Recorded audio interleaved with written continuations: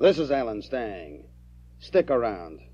Today, once again, your reporter is talking with the man known as Colonel Michael Golenievsky, who exposed Henry Kissinger as a Soviet agent, who today talks about Richard Helms, former director of the Central Intelligence Agency. He was few years in Berlin. At this time... during the Hitler regime? No, during Hitler, prior to World War II, you see. Yes. During the Olympiad. During the 1930s. 30s, right. And at this time, in the same place operated Kim Philby. They had been close friends with Kim Philby. Richard Helms was close friends with Kim Philby. Kim Philby, and he was also friend with George Black, you see. Because at this time, Black was in Berlin in the 50s. Also, Helms was the chief of CIA in Berlin.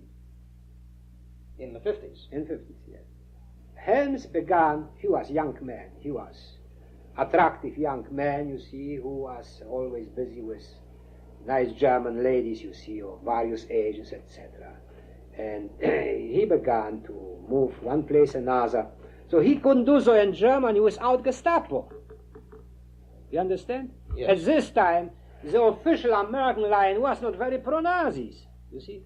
At this time, the American press was quite anti-Hitler. Many papers attacked Hitler for discrimination, racism, Jews, etc. You know the story. But he was a kind of persona grata, you see. Everyone was surprised.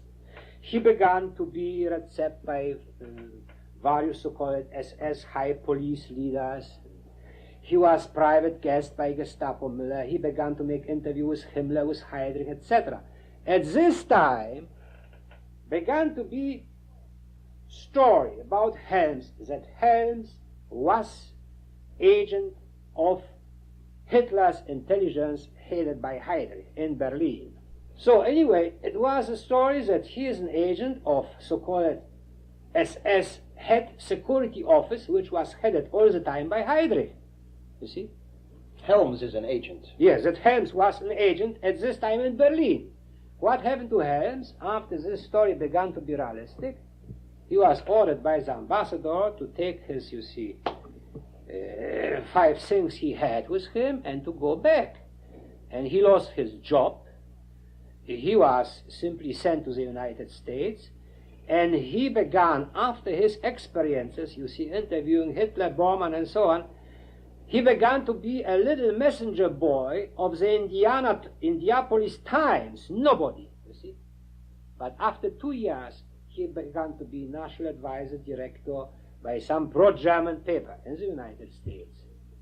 Later, after the World War II began, he suddenly began to be in OSS. Since this time, he is always in intelligence.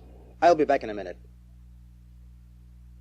It is important to remember that Kim Philby and George Blake, Richard Helms's good friends, were later exposed by Golenievsky as top Soviet spies. This is Alan Stang. Think about it.